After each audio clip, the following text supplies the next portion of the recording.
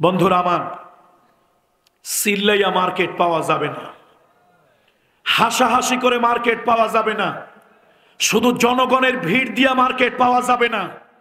এখন বাংলাদেশের মুসলমানদের অস্তিত্ব বিলীন করার জন্য তাম দুনিয়ার তাগুত শক্তি, বিশেষ করে আমার পার্শ্ববর্তী দেশের জালিম উগ্রবাদীরা এক হয়েছে। এদের মোকাবেলায় টিকে থাকার জন্য সর্বপ্রথম আমাদের পৃথিবীতে একজন ব্যক্তি রাসূলুল্লাহ যার ব্যাপারে বলেছেন, বংশের অহংকার মর্যাদা কারোর জন্য শোভনীয় নয়, জায়েজ নয়। বংশের মর্যাদা কেউ যদি করতে চায়, অহংকার করতে চায়, একজনের জন্য জায়েজ। তিনি হলেন ইউসুফ আলাইহিস সালাম। করিম ইবনুল করিম ইউসুফ ইবনে ইয়াকুব ইবনে ইসহাক ইবনে ইব্রাহিম। নিজে নবী, তার পিতা নবী, তার দাদা নবী, দাদার বাবা, কোথাও বলে হিজা, কোথাও বলে বড় বাবা, কোথাও বলে তাওই। এক এক অঞ্চলের আঞ্চলিক ভাষা এক এক রকম। সুতরাং তার হিজা অথবা বড় বাবা অথবা তাওই, তিনিও নবী। এই সৌভাগ্য ইসুফ আলাইহিস সালামের হয়েছিল। পয়গম্বর ইসুফ আলাইহিস সালামের পরই সব থেকে বড় সৌভাগ্যবান হচ্ছেন হযরত সুলাইমান আলাইহিস সালাম।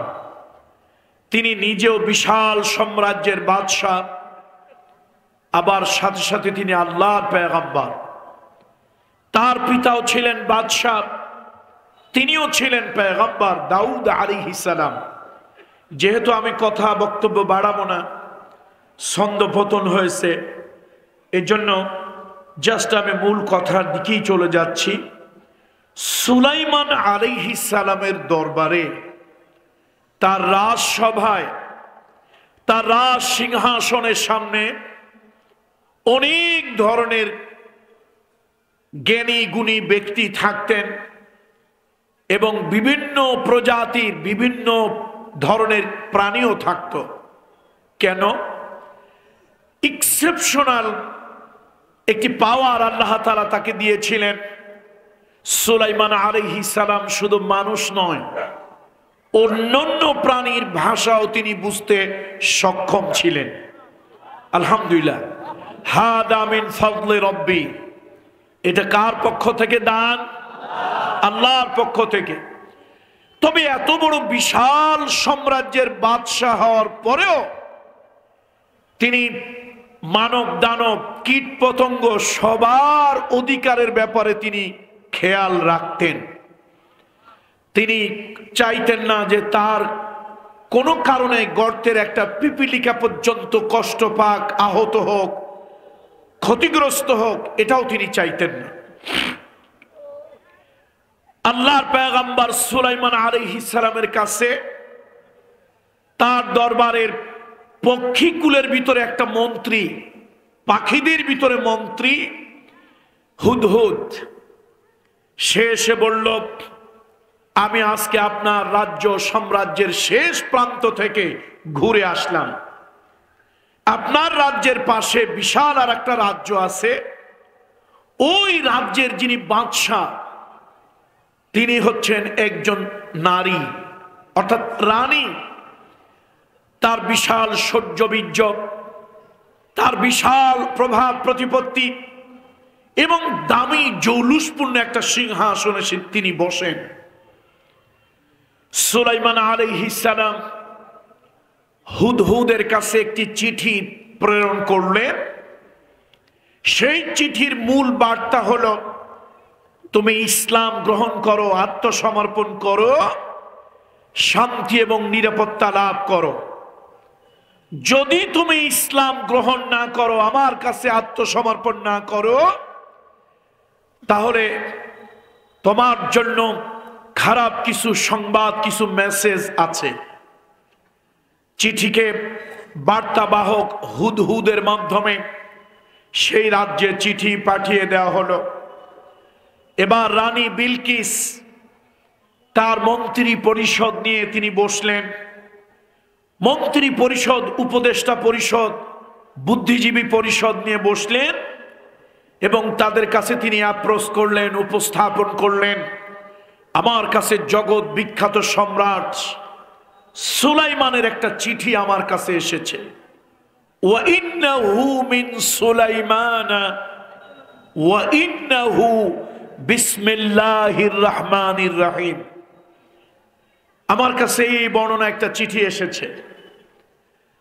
রাজা বাদশারা তাদের উপদেষ্টা মণ্ডলী যদি ভালো হয়, বুদ্ধিজীবীরা যদি ভালো হয়, দেশের মানুষের কপাল ভালো, দেশ চলে ভালো। আর রাজা বাদশাহ মন্ত্রী মিনিস্টারদের উপদেষ্টা যদি হয় নাস্তিক, বাম অথবা রাম, অথবা যদি হয় অতি বুদ্ধিমান, অতি চালাক, শিয়ালের মতো ধূর্ত, তাহলে তো এটা রাষ্ট্রের জন্য ক্ষতি, দেশের জনগণের জন্য অকল্যাণ। তারা বুদ্ধি দিল, আপনি বশ্যতা স্বীকার করতে যাবেন না, বরং তাকে লোভের ফাঁদে ফেলে দেন। কিছু দামি দামি উপহার, উপঢৌকন আমাকে দিয়েছে, এই ছাতা টাতা দিয়ে আমাকে মন ভোলাতে পারবে না, যাও তোমার রানীর কাছে গিয়ে বলো বশ্যতা স্বীকার করবে কিনা, ইসলাম গ্রহণ করবে কিনা। এবার রানী বিলকিস এই সংবাদ পাইয়া নড়ে চড়ে বসল এবং সে সিদ্ধান্ত নিল তার বুদ্ধিমান জ্ঞানী মন্ত্রীদেরকে নিয়ে, উজিরদেরকে নিয়ে সেই সিদ্ধান্ত গ্রহণ করল যে না, সুলাইমান আলাইহিস সালামের কাছে তিনি যাবেন এবং বশ্যতা স্বীকার করবেন। ঠিক 38 নম্বর আয়াত, 26 সূরার 38 নম্বর আয়াত, সেখান থেকে আমি আপনাদের সামনে পড়েছি। বাস এই তিনটা কথা বলেই সালাম দিয়ে যদি আপনারা থাকেন মুখতাসার একটু মোনাজাত করে বিদায় হব। কথা যা বলার, আমার হৃদয়ের ভাই অত্যন্ত জ্ঞানী মানুষ এবং সময় উপযোগী কোরআন থেকে মেসেজ দেন। কোনো হাসি তামাশা, কোনো অহেতুক অপ্রয়োজনীয় কথাবার্তা ইত্যাদি বলে যিনি আসর জমাতে চান না। আমার অত্যন্ত পছন্দের একজন আলেম মুহাদ্দিস আবু নসর আশরাফি, তিনি শুধু আবু নসর আশরাফি নন, তার আব্বা এই বাংলাদেশের বড় একজন বুজুর্গ এবং বড় একজন শেখুল হাদিস, করিম ইবনুল করিম। বাবাও যেরকম আলহামদুলিল্লাহ আল্লাহ তাকে উপযুক্ত সন্তান দিয়েছে, সন্তানও এমন আল্লাহ তাআলা তার কণ্ঠকে মৃত্যু পর্যন্ত যেন দারাজ রাখেন, বলুন আল্লাহুম্মা আমিন। দিনের কথা বলার জন্য, বাতিলের সামনে সত্য তুলে ধরার জন্য এরকম 2-4টা সিংহ শাবক দরকার, যারা অর্থের পিছনে দৌড়ায় না, আদর্শের পিছনে দৌড়ায়। কিন্তু অনেক বক্তা আছে শুধু অর্থের পিছনেই দৌড়ায়। আল্লাহ এদেরকে হেদায়েত দান করুন। কথা তো যেহেতু ভাই বলেছে এই জন্য কথা লম্বা বলা দরকার নাই। বলছিলাম সুলাইমান আলাইহিস সালাম দূতদেরকে ফিরিয়ে দিলেন। রানী বিলকিস বাস্তবতাকে রিয়ালাইজ করতে পারলো, উপলব্ধি করতে পারলো, বুঝতে পারলো এবং সে সংবাদ পাঠালো, আমি সুলাইমান আলাইহিস সালাম তার কাছে, মহামান্য সম্রাটের কাছে আমার মন্ত্রী পরিষদ নিয়ে আসতেছি আমি বশ্যতা স্বীকার করার জন্য। আল্লাহ তাআলা বলেন, قال أيها الملأ أيكم يأتيني بعرشها أيكم يأتيني بعرشها قبل أن يأتوني মুসলিমিন। সুলাইমান আলাইহিস সালাম বললেন, হে আমার মন্ত্রী পরিষদ ও আমার সভাসদ, উপস্থিত জনতা, এমন কেউ কি আছো সেবার রানী বিলকিস আমার দরবারে আসতেছে ইসলাম গ্রহণ করার জন্য। আইয়াতুনি মুসলিমিন, সে আমার কাছে আত্মসমর্পণের জন্য আসতেছে। সে আসার পূর্বে তার আরশ, তার সেই রাজকীয় সিংহাসন, সেই জৌলুসওয়ালা সিংহাসনটা আমার কাছে কেউ এনে দিতে পারবে? সুলাইমান আলাইহিস সালাম জিজ্ঞেস করতেছে তার উপস্থিত জনতা, রাজন্যবর্গ, তার সভাসদ, তার মন্ত্রী পরিষদ, সবাইকে সে জিজ্ঞেস করতেছে। قال عفريت من الجن أنا آتيك به قبل أن يقوم من مقامك। এমন সময় এর ভিতর থেকে একজন লোক, ইফরিত, অধিকাংশ মুহাদ্দিসিন, অধিকাংশ মুফাসসিরিন বলেন সে ছিল সুঠাম দেহী, অনেক শক্তির অধিকারী একজন জিন অথবা জিন সম্প্রদায়ের। সেই ইফরিত বলল, ও আল্লাহর পয়গম্বর, ও আল্লাহর নবী, বিশাল সাম্রাজ্যের সম্রাট সুলাইমান আলাইহিস সালাম, আপনি আমার কাছে এই দায়িত্বটা দেন, রানী বিলকিস আসার আগেই এই রাজ সিংহাসন আপনার কাছে আমি উপস্থাপন করব। রাজ সিংহাসনটা আবার কেমন?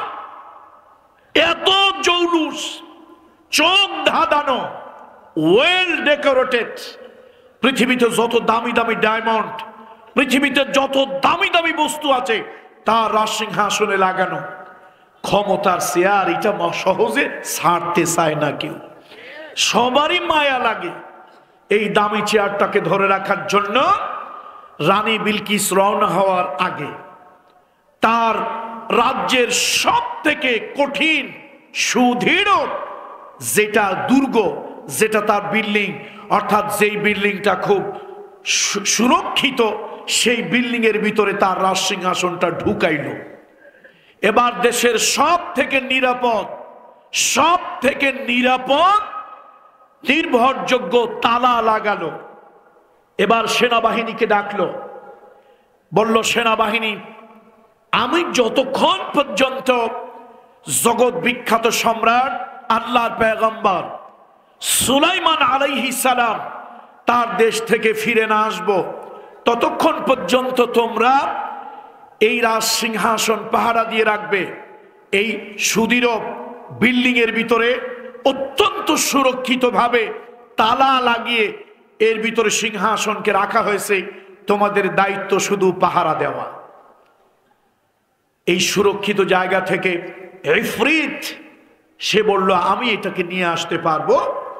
কোরআন শরীফের ভাষা দেখেন, শব্দ চয়ন, আমি আগেই বলেছি লম্বা কথা নয়, কথা হবে জ্ঞানের কথা।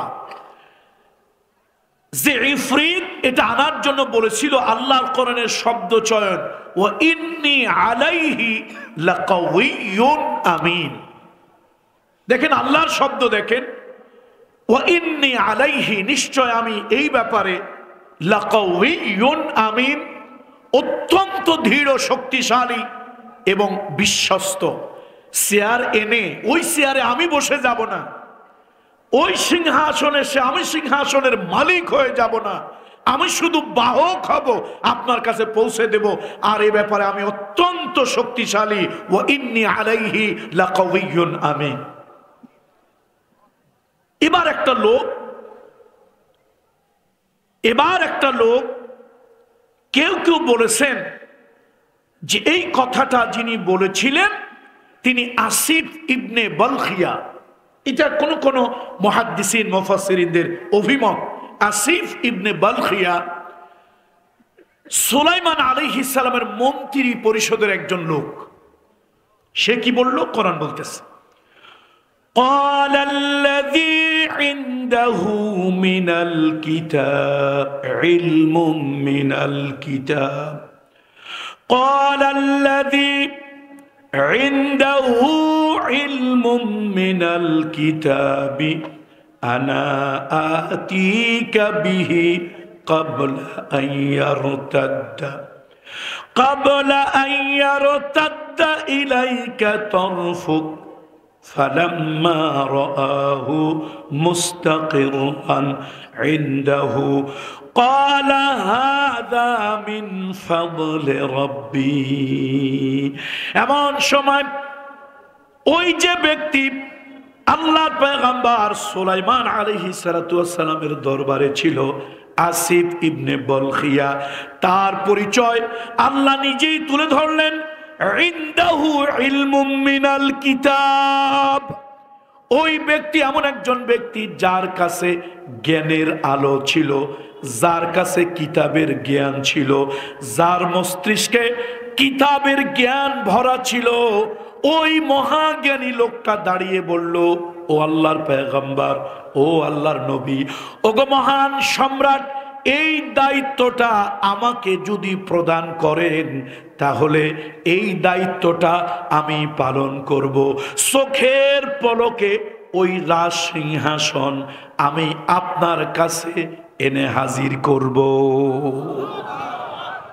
আমি আপনার কাছে নিয়ে আসব। কথা কিন্তু খুব গভীরভাবে লক্ষ্য করতে হবে। একজন বলল ইফরিত, কথা শুনতেছেন তো আমার? একজন বলেছে, তার নাম কি? ইফরিত, বিশাল শক্তির অধিকারী, জাইগেন্টিক ফিগার, অনেক বড় প্রভাব শক্তি, বিশ্বস্ত বলেছে সে নিজেকে, বলল আমাকে দেন। আর আরেকজন ইনদাহু ইলমুম মিনাল কিতাব, কোরআন শরীফের শব্দ, তার কাছে আছে জ্ঞানের আলো, পুস্তকের আলো, জ্ঞান এটা তার মধ্যে আছে। সে বলল এই দায়িত্বটা আমাকে দেন। সুবহানাল্লাহ বলবেন না? আচ্ছা বলুন তো, এখন সুলাইমান আলাইহিস সালাম কার কাছে দায়িত্বটা দেবে? কার কাছে? না, আমরা হইলে, আপনি আর আমি হইলে শক্তিওয়ালার কাছে দিতাম। কেন? মায়ের পিট করতে গেলে শক্তি লাগে, ভিন্ন মতকে দমন করতে গেলে শক্তি লাগে, হামলা মামলা করতে গেলে শক্তি লাগে। শক্তি না থাকলে কিচ্ছু হয় না। এই জন্য আপনি আর আমি শক্তির উপরে নির্ভরশীল, জ্ঞানের উপরে বিশ্বাস, জ্ঞানের উপরে নির্ভরশীল নয়। অথচ আল্লাহ তাআলা কোরআনুল কারীমের ভিতরে বলেন, সুলাইমান আলাইহিস সালাম ইফরিতকে দায়িত্ব না দিয়ে ইনদাহু ইলমুম মিনাল কিতাব, যার কাছে জ্ঞানের আলো, পুস্তকের জ্ঞান যার কাছে আছে, তার কাছে তিনি দায়িত্ব প্রদান করলেন। সুলাইমান আলাইহিস সালাম কোন একটা কাজে ছিলেন, মুহূর্তের ভিতরে দেখলেন সেই সিংহাসন তার সামনে হাজির। আসিফ ইবনে বলখিয়া কিভাবে আনলো, কেমনে আনলো এবং তার কোন জ্ঞান দিয়ে আনলো, এ ব্যাপারে কোরআন কারীম তেমন স্পষ্ট কোনো কথা বলেননি। কিন্তু জ্ঞান আছে তার কাছে, সে কথা কোরআন বলেছে, আল্লাহ বলেছে। এখন এই যে তার রাজ সিংহাসন আনার কারণ কি? রাজ সিংহাসন আনার কারণ হলো, তুমি শক্তি দিয়া, তোমার পাওয়ার দিয়া, তোমার আর্মি দিয়া, তোমার রাজ সিংহাসন সুদৃঢ় দুর্গের ভিতরে রেখে আর্মিকে পাহারা দিয়েছিলা। আমি সেখান থেকে তোমার রাজ সিংহাসন এনেছি। বিলকিস, তুমি আসার আগেই তোমার রাজ সিংহাসন এনেছি, তোমাকে বসার জন্য রাজ সিংহাসন উপস্থাপন করেছি। এবার তুমি জ্ঞান খাটাও, বোঝো তোমার থেকে আমার শক্তি কত গুণ বেশি। বন্ধুরা আমার, চিল্লাইয়া মার্কেট পাওয়া যাবে না, হাসাহাসি করে মার্কেট পাওয়া যাবে না, শুধু জনগণের ভিড় দিয়া মার্কেট পাওয়া যাবে না। এখন বাংলাদেশের মুসলমানদের অস্তিত্ব বিলীন করার জন্য তাম দুনিয়ার তাগুত শক্তি, বিশেষ করে আমার পার্শ্ববর্তী দেশের জালিম উগ্রবাদীরা এক হয়েছে। এদের মোকাবেলায় টিকে থাকার জন্য সর্বপ্রথম আমাদের জ্ঞানের শক্তি অর্জন করতে হবে। যদি জ্ঞানের শক্তি অর্জন না করি, অস্ত্রের শক্তি, আর যদি ম্যান পাওয়ারটাই বড় হয়ে যেত, সুলাইমান আলাইহিস সালাম এই মহান দায়িত্ব কাকে দেওয়ার কথা ছিল? ইফরিতকে দেওয়ার কথা ছিল, কিন্তু তাকে তিনি দেন নাই। দিলেন কাকে? ইনদাহু ইলমুম মিনাল কিতাব। জ্ঞান যার কাছে আছে, জ্ঞান যার কাছে আছে তাকেই তিনি দিয়েছেন।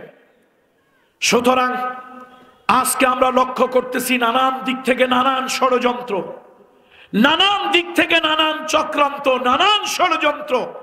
বৃষ্টি হয় বাংলাদেশে, আর কিছু লোকেরা ছাতা ধরে গিয়ে কলকাতায়। এই ষড়যন্ত্রকে মোকাবেলা করতে হবে।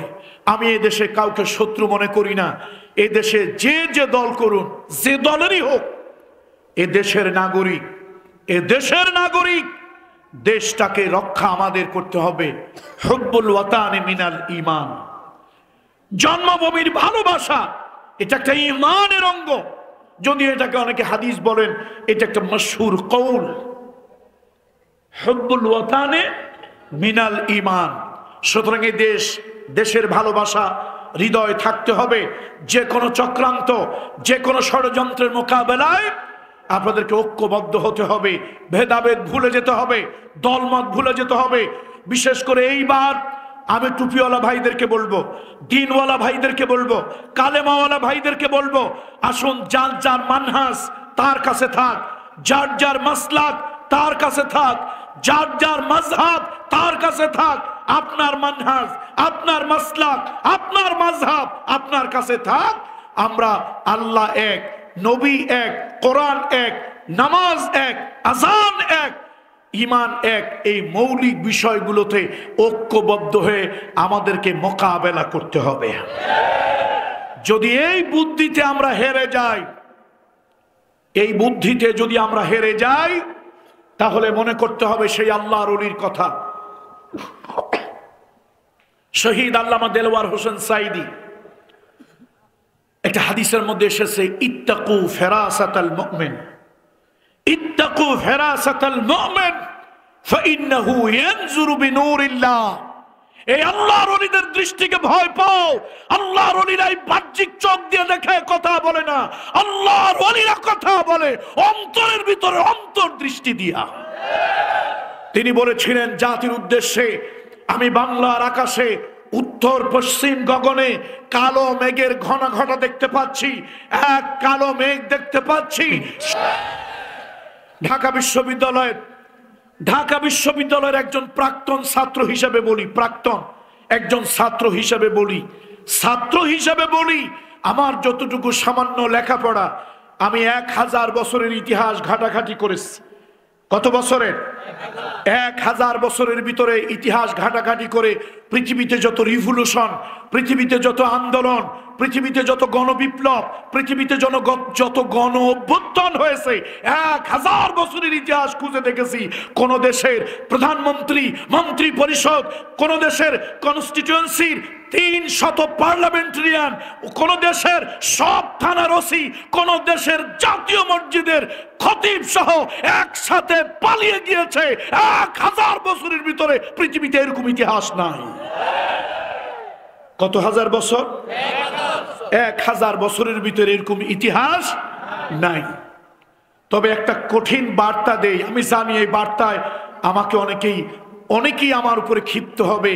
ওনারা সময় পেয়েছিলেন পালানের জন্য 45 মিনিট, এখন কিছু মানুষের আস্ফালন দেখতেছি, সাদাবাজি, অস্থিরতা, মানুষের সাথে প্রভুসুলভ আচরণ। এখন আবার একটা দলের লোকেরা শুরু করেছেন, আরে ওনারা তো পালানের জন্য সময় পেয়েছে 45 মিনিট।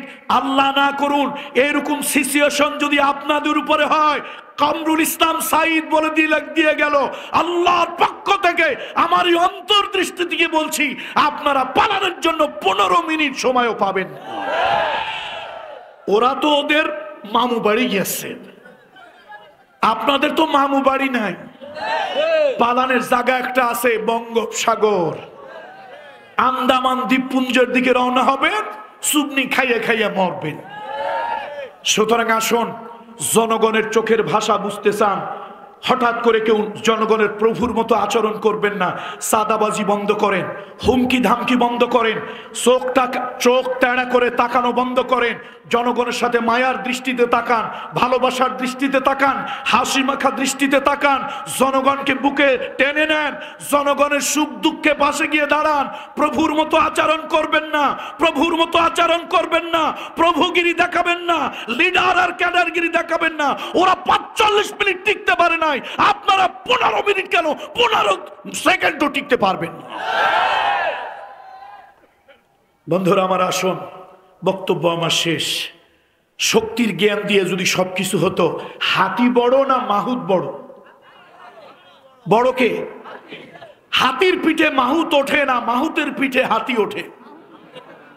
হাতিকে মাহুত চালায় না, মাহুত হাতি চালায়। এখন হাতি কয় মাহুত রে, মাহুত তুই একটুক একটা মানুষ, যদি শক্তির বিবেচনায় শ্রেষ্ঠত্ব হতো, শক্তির বিবেচনায় যদি শ্রেষ্ঠত্ব হতো, তাহলে আমি তো শ্রেষ্ঠ। কিন্তু জ্ঞানের বিবেচনায় মালিক তোকে শ্রেষ্ঠ বানিয়েছে, জ্ঞানের বিবেচনায় আল্লাহ তোকে শ্রেষ্ঠ বানিয়েছে। তাই তুই আমার পিঠে উঠে কোটা দিয়ে আমার একটা খোসা মারিস, আমি ব্যথা পাই, জোরে জোরে দৌড়াই। যদি জ্ঞানের বিবেচনায় শ্রেষ্ঠত্ব না হতো, শক্তির বিবেচনায় শ্রেষ্ঠত্ব হতো, তোর মতো মাহুদকে আমি তো মারতাম না।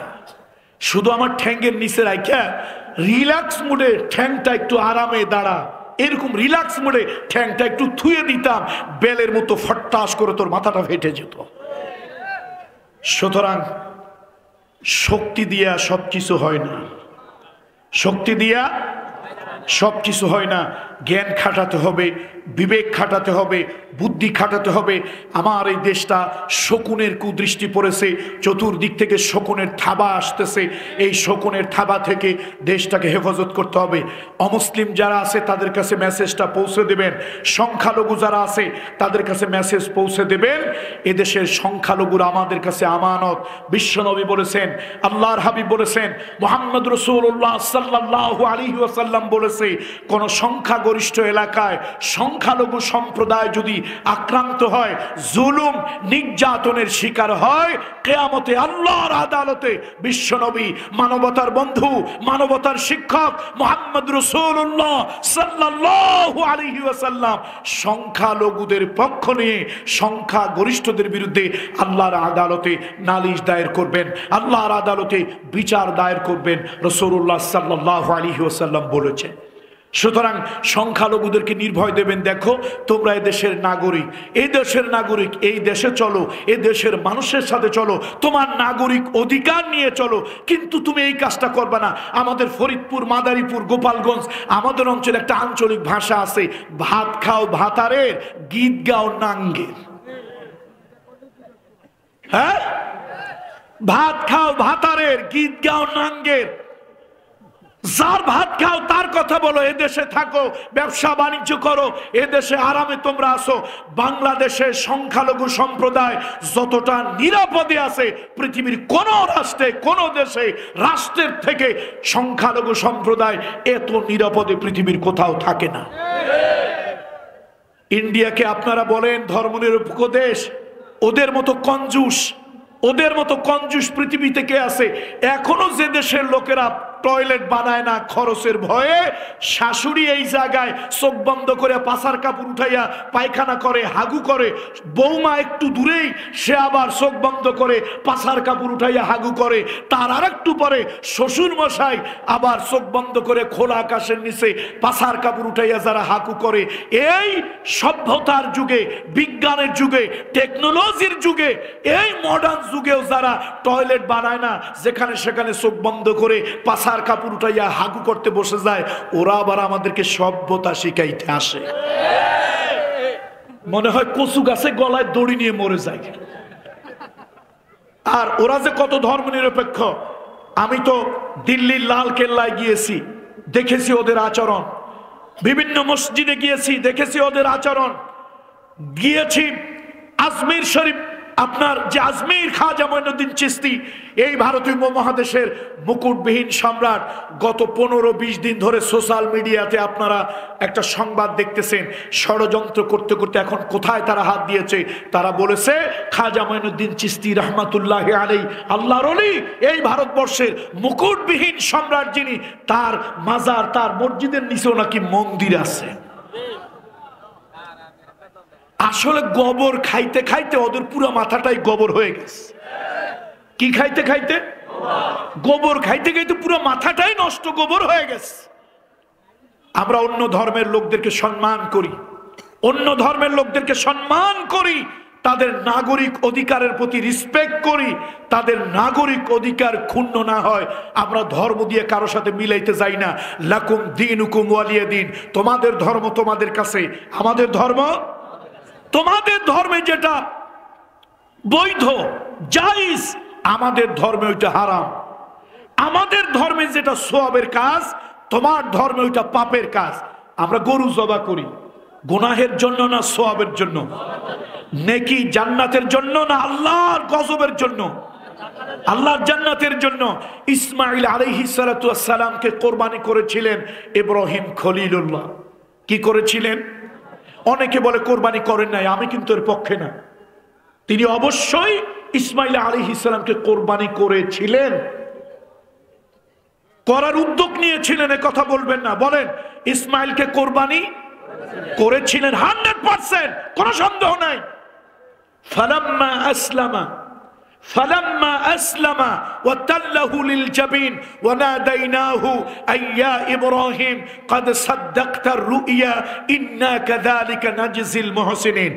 ইব্রাহিম খলিলুল্লাহ নিজের চোখ বাঁধলেন, ইসমাইলের চোখ বাঁধলেন, ছুরি চালাইলেন। আল্লাহর আরশ কেঁপে উঠছে। আল্লাহ তাআলা এই দৃশ্য দেখতেছেন, ফেরেশতারা কেঁদে জারজার হয়ে যাচ্ছে। আল্লাহ তাআলা বললেন, ফেরেশতা যাও। ইব্রাহিম আলাইহিস সালাম সর্বাত্মক চেষ্টা চালাচ্ছেন গলাটা কাটার জন্য ছুরিরে বারবার ধার দিয়া বারবার চেষ্টা করতেছে। যাও, আমি আল্লাহ সহ্য করতে পারি না। ইসমাইল যেন না জানে, ইব্রাহিম যেন টেন না পায়, ইসমাইলকে সরিয়ে দাও।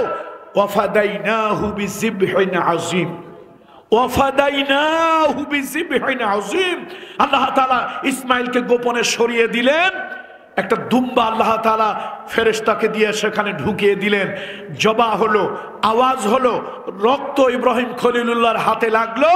ইব্রাহিম খলিলুল্লাহ নিশ্চিত হলেন, মুতাআক্কিদ হলেন, জবা হয়ে গেছে। জবা হওয়ার পর আওয়াজ শুনছে, রক্ত এসে হাতে লাগছে, গায়ে লাগছে, জবা নিশ্চিত হয়ে গেছে। এবার চোখ খোলার আগেই তিনি আল্লাহর কাছে বলছেন, আল্লাহ, আপনার সন্তুষ্টির জন্য আমার প্রিয়তম পুত্রকে আমি জবা করেছি, মালিক আমি যেন চোখটা খুলে এই দৃশ্যটা দেখে সহ্য করতে পারি। চোখ যখন খুলছেন, ইসমাইল জবা হয়েছে না দুম্বা জবা হয়েছে? সুতরাং বাপ কিন্তু 1% কোনো হিপোক্রেসি, 1% কোনো চালাকি করেন নাই। ইসমাইলকে কোরবানি তিনি দিয়েছেন, ইসমাইলকে তিনি কোরবানি দিয়েছেন 100%, 1% ভুল নাই। এবার দেখেন আল্লাহ তাআলা এই আমলটা মুসলিম মিল্লাতের জন্য মুহাম্মদ রাসূলুল্লাহ পছন্দ করলেন। কোরবানি আমাদের উপর একটা ওয়াজিব ইবাদত। আমরা অত্যন্ত স্বাচ্ছন্দ্যে সওয়াবের উদ্দেশ্যে ইসমাঈল এবং ইব্রাহিমকে স্মরণ করে কোরবানি আমরা দেই। আমরা গরু কোরবানি দেই, আমাদের কাছে ইবাদত। হিন্দুর কাছে এটা কি? পাপের কাজ। তারা মূর্তি বানায়, মূর্তির পূজা করে। আমার ধর্মে মূর্তি হারাম। বিশ্বনবীকে জিজ্ঞাসা করা হয়েছে, লিমা বুইস্তা, পৃথিবীতে আপনি আসছেন কেন? রাসূলুল্লাহ বলেছেন, বুইস্তু লিকাসরিল আসনাম, আমি মূর্তির সংস্কৃতি বিনাশ করে দেওয়ার জন্য পৃথিবীতে এসেছি। সুতরাং হিন্দু ভাই, তিনি এই দেশের নাগরিক, বৌদ্ধ এদেশের নাগরিক, খ্রিস্টান এদেশের নাগরিক। তার ধর্মে যদি, তার শরীয়তে যদি মূর্তি বানানো বৈধ হয়, 1000টা মূর্তি তার উপাসনালয় হোক, তার দেবালয় হোক, রাষ্ট্রের নাগরিক হিসাবে রাষ্ট্রের প্রধান, এই রাষ্ট্রের ধর্ম মন্ত্রণালয়, তারা যদি মনে করে রাষ্ট্রের নাগরিক হিসাবে তার রাইট, তার অধিকার আছে, তাহলে রাষ্ট্রের পক্ষ থেকে 1000টা মূর্তি তাকে বানিয়ে দেওয়া হোক, আমাদের কোনো আপত্তি নাই। কিন্তু মুসলমানের ট্যাক্সের পয়সা দিয়া, মুসলমানের দেশে মুসলমানের ট্যাক্সের পয়সা দিয়া কোন নেতা, কোন বাবা, কোন স্বামী কারো ভাস্কর্য বাংলাদেশের মুসলমান বরদাস্ত করতে পারে না। জোরে বলুন ঠিক কিনা? এটা ঈমানের পরিপন্থী কাজ, ঈমানের পরিপন্থী কাজ। সুতরাং অমুসলিম ভাই বোনদেরকে বলি, লাকুম দীনুকুম ওয়ালিয়া দীন, তোমার ধর্ম তোমার কাছে থাক, আমার ধর্ম আমার কাছে। আমি ধর্ম তালগোল পাকাতে চাই না।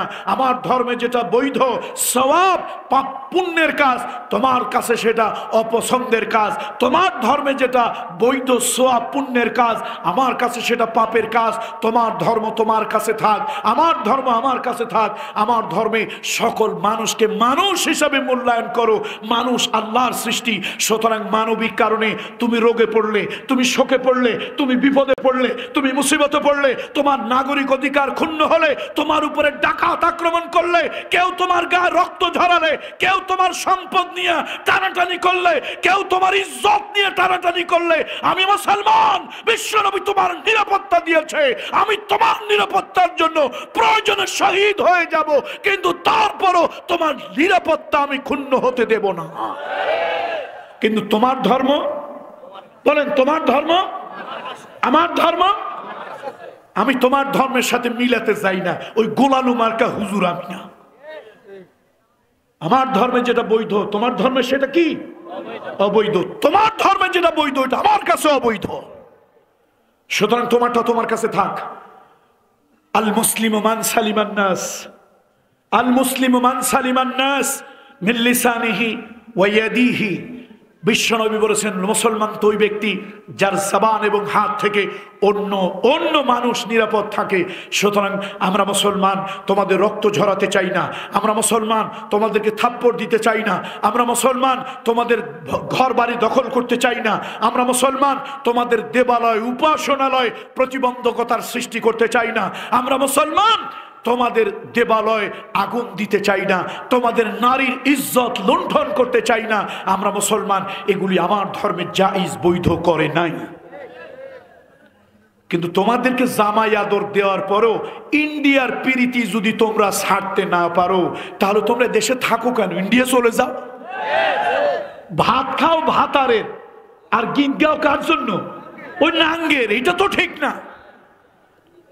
আমরা হিন্দু ভাইদের নিরাপত্তার পক্ষে না বিপক্ষে? নিরাপত্তার দায়িত্ব নেব কি নেব না? 1000 বার নেব। হাটহাজারী মাদ্রাসা কওমি অঙ্গনের সব থেকে বড় মাদ্রাসা হাটহাজারী। সেই হাটহাজারী মাদ্রাসার দেওয়াল ঘেঁষে 100 বৎসরের উপরে হিন্দু মন্দির।